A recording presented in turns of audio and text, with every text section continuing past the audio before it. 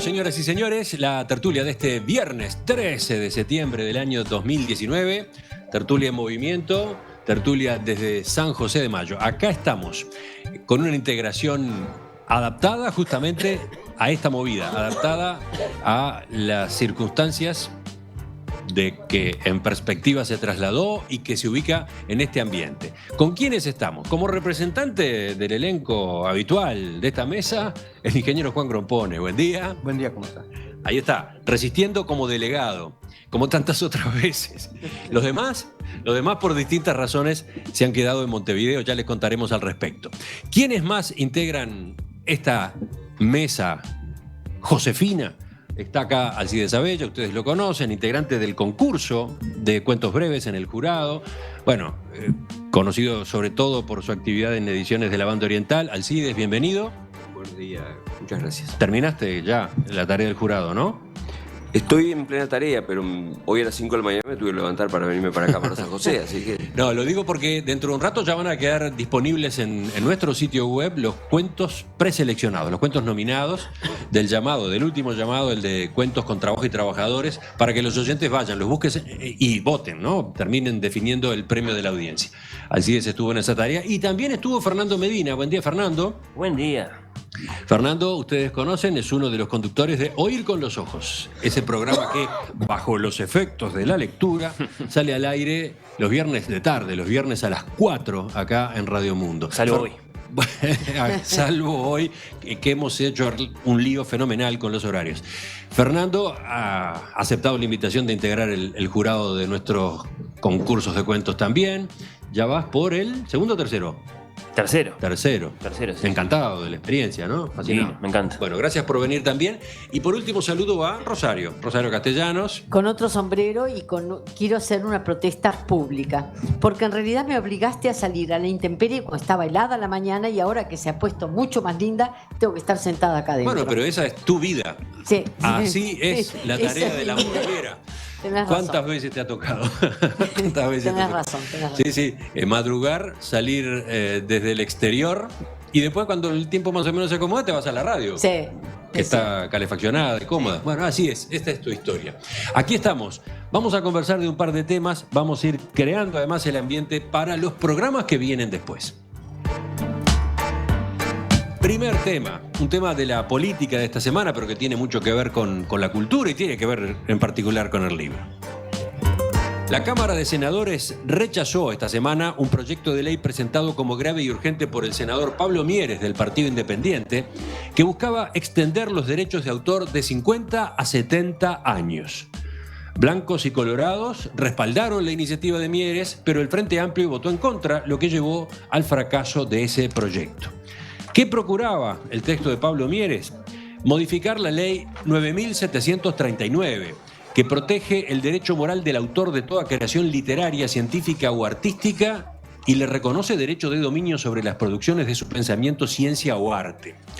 La ley original decía que el autor conserva sus derechos de propiedad durante toda su vida, pero una norma del año 2003 la reformó estableciendo el plazo que hoy existe, el plazo que está vigente de 50 años.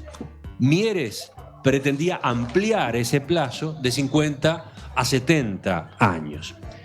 Este lunes, cuando lo entrevistamos aquí en Perspectiva, el senador Mieres sostuvo que su proyecto procuraba poner la legislación uruguaya en línea con la mayoría de los países. Según dijo, la Unión Europea y casi toda América Latina extendieron la vigencia de los derechos de autor a 70 años para acompañar un crecimiento en la esperanza de vida. Resulta que el Frente Amplio, que uno dice, bueno, el Frente Amplio se ha jactado de ser el representante, el defensor de los trabajadores de la cultura, en el Frente Amplio están trancando en favor de una concepción que deja de lado la idea de los derechos y que habla de la necesidad de que las ideas circulen libremente, etcétera, etcétera. Es un horror porque, la protección de la propiedad de bienes es completa. La propiedad intelectual está limitada, pero cuando queremos ponerla en línea, o sea, le voy a dar un ejemplo de lo que puede pasar, que un autor, un intérprete, vaya a grabar a Buenos Aires, donde su interpretación va a tener derechos por 70 años, y no hacerla acá, que va a ser por 50, pensando en él, en sus hijos, etc. Entonces, es increíble que el Frente Amplio le haya puesto el palo en la rueda. Durante el debate, Mieres acusó al Frente Amplio de estar a favor del interés de multinacionales que tratan de limitar el derecho de los autores, por ejemplo, Creative Commons, Google o Facebook. ¿Y qué pasa en el oficialismo? Bueno, allí el sector que más se opuso al proyecto fue Casagrande, de la senadora Constanza Moreira. La presidenta del Consejo de Derecho de Autor del Ministerio de Educación y Cultura, Silvia Pérez, que integra justamente ese grupo, sostuvo que la prolongación de los derechos de autor puede ocasionar perjuicios, entre ellos que varios proyectos públicos y privados tuvieran que dejar de utilizar obras que ahora pasarían al dominio privado. Además, sostuvo que el cambio podría resentir los fondos concursables para la cultura, podría resentir, por ejemplo, el Fondo Nacional de la Música y el Fondo Nacional del Teatro, que se nutren, por mencionar un ejemplo, de lo que pagan las radios por pasar una canción que ya es de dominio público. Bueno, esta es una síntesis del tema. Ustedes, varios de ustedes están metidos en estos asuntos. ¿Quién empieza? ¿Vas tú, Fernando? Bueno, cómo no, sí. A mí este asunto me interesa especialmente porque me parece que aún los especialistas en derechos de autor, en Oír con los Ojos, por ejemplo, conversamos con Luis Fernando Iglesias, que además de narrador, es abogado y es abogado especializado en materia de derechos de autor. Bueno, aún los especialistas se tienen que apoyar para reflexionar sobre este tema y eventualmente para tomar decisiones. Instancia nada envidiable tener que decir si son 50, si son 70, porque los argumentos siempre van a tener debilidades. Bueno, se tienen que apoyar en, mentes literarias, en mentes artísticas, en mentes que reflexionen sobre el concepto que está detrás de todo esto, que es el concepto de propiedad intelectual. Un concepto, en fin, que produce inmediatamente toda clase de perplejidades, ¿no? Si hablamos de derechos del niño es una cosa, si hablamos de derechos de las minorías es una cosa. Los derechos del autor. ¿Qué cosa es un autor? Y lo que yo quisiera traer a esta conversación tiene que ver con eso, ¿no? Porque me voy a la antigüedad. Había autores, por supuesto que sí, en la antigüedad. Lo que no había eran grabaciones, formas de reproducción. Entonces, la única propiedad autoral que existía era la material. El que copiaba un libro, el que hacía una música con un instrumento, era el dueño de esa creación y no había más que discutir. Pero el mundo avanzó. Y por la importancia que tiene Dios en la Edad Media está llena de obras anónimas. El concepto de autor se desdibujó completamente. Y el mundo siguió avanzando, al punto de que cuando vuelven a aparecer los nombres y los apellidos en los encabezados de las obras, de las creaciones artísticas, se trata de un hecho revolucionario. Ahí aparece el nombre de Gonzalo de Berceo, por ejemplo, en nuestra literatura en lengua española. Y es un hecho, en fin, que rompe todo. Y el mundo sigue avanzando. Bueno, tenemos el Renacimiento, por supuesto, y maduran las discusiones en torno a este tema. Y llegamos al punto en que yo, por ejemplo, las mentes moderadas en general, decimos, ni demasiados generosos, ni demasiado mezquinos con este tema. Y yo señalo dos hechos que para mí son claves en esa historia de maduración del nuevo concepto de autor hacia nosotros. En el siglo XVIII, el Dr. Johnson, que es uno de mis autores favoritos, el Dr. Samuel Johnson, recibe como encargo hacer un diccionario de la lengua inglesa. No tenían diccionarios los ingleses para sus palabras. Le dijeron, mire doctor, ¿por qué no reúne usted todas las palabras del idioma inglés en un diccionario? Los franceses lo acaban de hacer, ¿no? Mediados del siglo XVIII, repito. Bueno, está bien, el Dr. Johnson, que era el intelectual más famoso de Inglaterra, pero un hombre muy pobre. Está bien, yo acepto el encargo. Le tomó 10 años hacer ese trabajo. Imagínense, ¿no? Hacer un diccionario, una persona sola, con un par de amanuenses. Le pagaron 1.500 libras por ese trabajo. 1.500 libras por hacer un diccionario de la lengua inglesa. Cuando el diccionario se publicó 10 años después, comprar el diccionario costaba 1.600 libras. Es decir, que los que se enriquecieron con la creación del Dr. Johnson fueron los libreros, los editores. Transcurre un siglo. Inglaterra madura mucho en ese aspecto a partir de casos como el de Johnson. Charles Dickens, en el corazón del siglo XIX, viaja a Estados Unidos. En Estados Unidos lo esperaban como un rockstar a Dickens, ¿no? Sus obras eran popularísimas del otro lado del océano. Millones de lectores. millones de libreros ricos con los libros de Dickens no le pagaban un centavo a Dickens porque en Estados Unidos no había copyright, no había derechos de autor, especialmente para los autores extranjeros. Se imprimía lo que se quería y se vendía lo que se quería al precio que cualquiera estuviera dispuesto a pagar. Y Dickens hizo unas conferencias que le hicieron ganarse la antipatía de muchísimos estadounidenses en ese momento, porque fue a defender el copyright y les dijo: miren a Sir Walter Scott, que se murió pobre por culpa de ustedes, justamente, que no le pagaron por sus obras. Bueno, llegamos a nuestro tiempo con esa historia, ¿no? Y por supuesto con una maduración del copyright. Habría más. Sí, la verdad que está muy interesante esta recopilación de antecedentes que planteaba Fernando. Nos permite entender cómo se gestó todo esto, pero volviendo al presente ahora, ¿qué dice un editor? ¿Qué dice Alcides? Digo, lindísimo su libro de Fernando en cuanto al encuadre teórico, en cuanto a la evolución del derecho de autor. Pero ahora vamos a aterrizarlo, digo, directamente. Primero, digo, el libro es distinto a lo discográfico, lo aclaro de entrada, pero el libro es absolutamente claro que rige el derecho de autor. Es decir, el derecho de autor rige durante toda la vida del autor. Fallecido el autor, los herederos van a percibir esos derechos en los 50 años siguientes. En algunos países de Europa es en los 70 años siguientes. Digo, un ejemplo puntual. Hace 4 años reeditamos una colección que hacía años que no hacíamos, con un diario de la capital, un emprendimiento muy grande de historia. Ahí había un libro de don Alfredo Castellano, el papá de Rosario, maravilloso ser humano. Y bueno, tuvo que llamar a Rosario y pagarle lo que correspondía para poder editarlo. Y si ahora intentamos hacer esta experiencia en marzo de nuevo, volveremos a llamar a Rosario y dependemos de ella. Es ella la titular de los derechos. Y eso hay que respetarlo. Lo primero que quiero dejar claro, no se puede pasar por encima de los derechos así como así. En el caso del libro, y no voy a ampliar sobre este tema, pero hace poco tiempo, con una cuestión de la ley de la fotocopia y demás, también se pretendió que cualquier digamos, en función de supuestamente democratizar el acceso a la cultura, se podía vallazar directamente y alguien podía fotocopiar el libro de don Alfredo Castellano y repartirlo y los autores, digo, o los herederos no ver un peso. No se puede pasar por encima de los derechos de autor. Pero yendo específicamente ahora al tema del disco, por lo poco que uno sé, digo, porque hay una maraña legal atrás de esto y hay actores que son como oscuros. Cuando te hablan de YouTube, de Google, de Creative Commons, cuesta entender exactamente qué se busca atrás. Pero si yo tengo, sentados como en esta mesa, a gente como Hugo Fatoruso, como Rubén Rada, que pelea por sus derechos de las manzanas, cuando tengo al Pepe Guerra peleando por su interpretación de todo detrás de Momo, cuando tengo, sí, en fin, una suma... A ver, decodifico los nombres que estás manejando. Sí. Son todos artistas, músicos uruguayos, que tuvieron sus creaciones más exitosas o sus primeros éxitos, digamos, en los años 60, fines de los años 60. Las manzanas, por ejemplo, se pierden. 69, 68, 69. O sea, esas creaciones están cumpliendo 50 años. Esas creaciones, con la legislación vigente, esas creaciones a partir de mañana, dentro de unos días, dentro de unos meses, pasarían a ser de dominio público.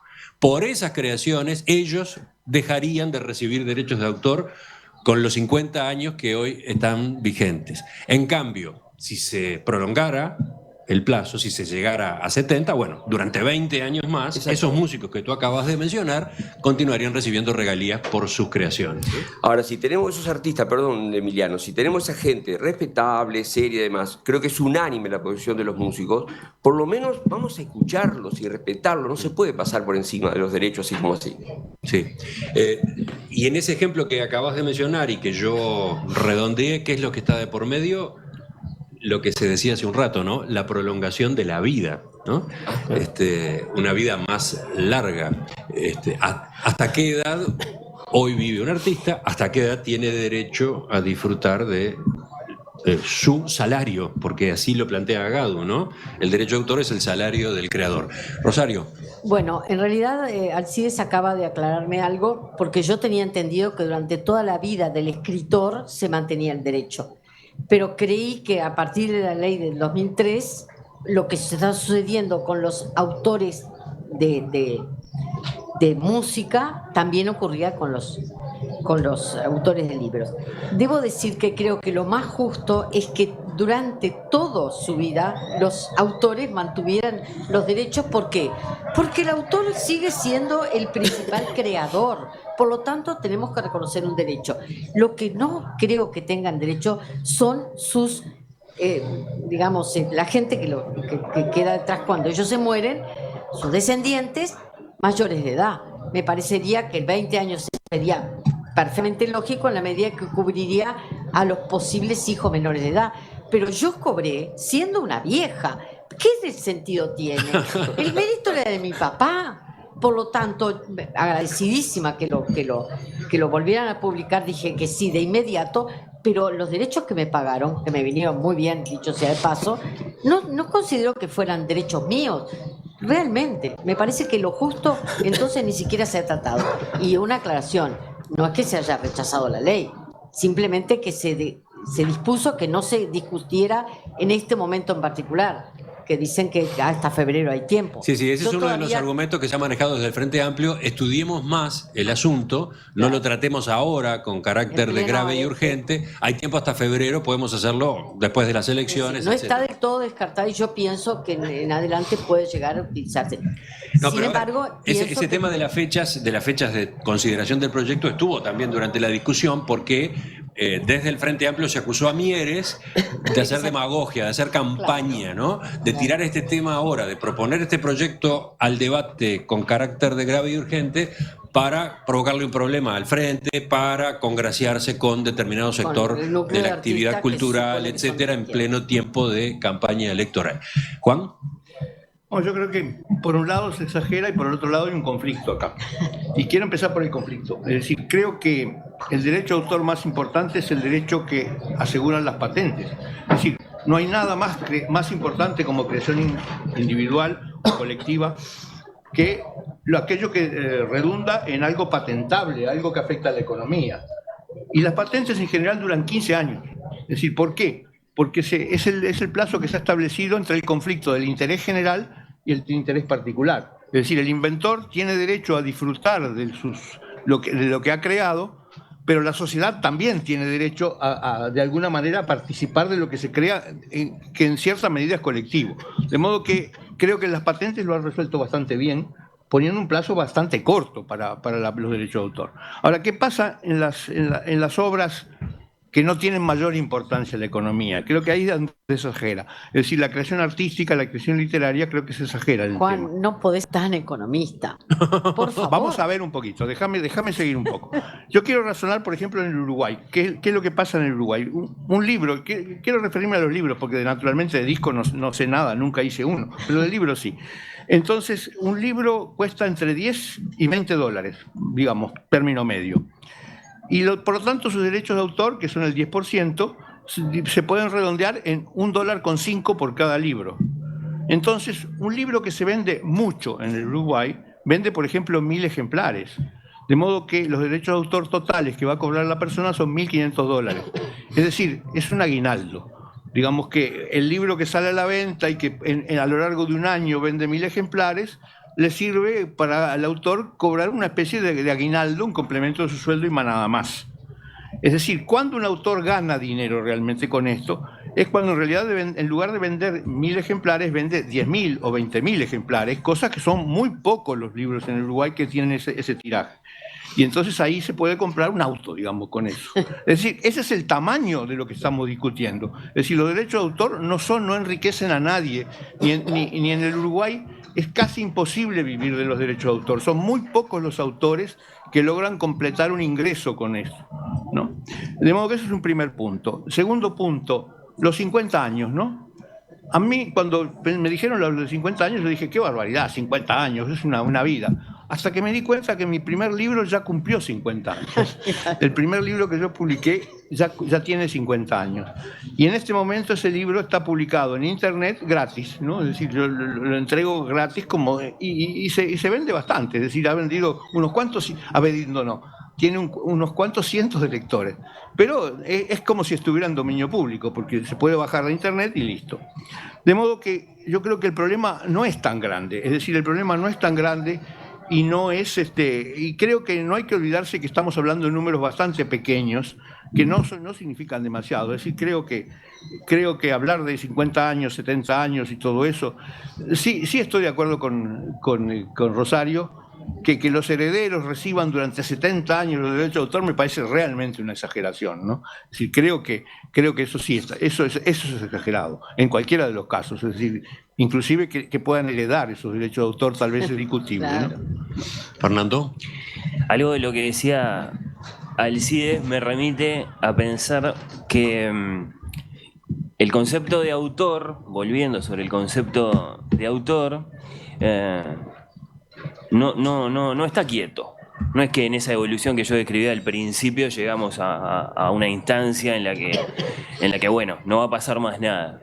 Porque, bueno, tenemos teóricos, ¿no?, del mundo del arte, del mundo de la literatura en particular, que vienen anunciando hace 50 años, y lo dicen con esta expresión, la muerte del autor, y tenemos mentes más soñadoras todavía que hablan de, bueno, una creación artística colectiva que dentro de no mucho se va a empezar a considerar de ese modo, ¿no? En la que, bueno, cada uno aporta lo suyo, pero esencialmente la poesía es una sola, la narrativa es una sola, la música es una sola.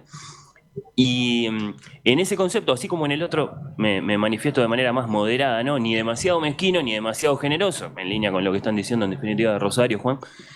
En cuanto al concepto de autor, ahí sí me parece que me la juego un poco más. El concepto de autor es muy importante y debe ser respetado, porque en todas las sociedades se pueden encontrar fuerzas económicas, culturales, ¿no?, para decir, bueno, esto explica el florecimiento, no sé, en la Inglaterra de la reina Isabel o de Jacobo I de un Shakespeare, ¿no? Determinadas fuerzas socioculturales explican, ¿no?, la aparición de un Shakespeare. Y sin embargo, en esa Inglaterra hubo un Shakespeare solo. No hubo muchos, hubo uno solo. Entonces, el concepto de autor es un concepto que debe ser respetado en su condición plena.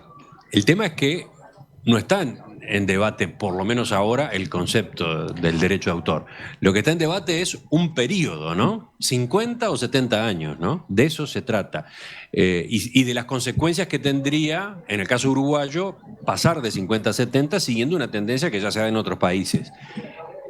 Consecuencias positivas para los autores involucrados, estos que mencionábamos hace un rato, o consecuencias complicadas, como se esgrime desde el Ministerio de Educación y Cultura para algunos proyectos, para algunas acciones que están en curso y que se basan en que determinadas creaciones ya eran, cuando se las decidió utilizar, ya eran del dominio público, ¿no? Sí, el avance del dominio público es lo que puede poner un poco en entredicho la tranquilidad de la autoría. ¿Cómo ves el argumento que se maneja desde el Ministerio, Alcides?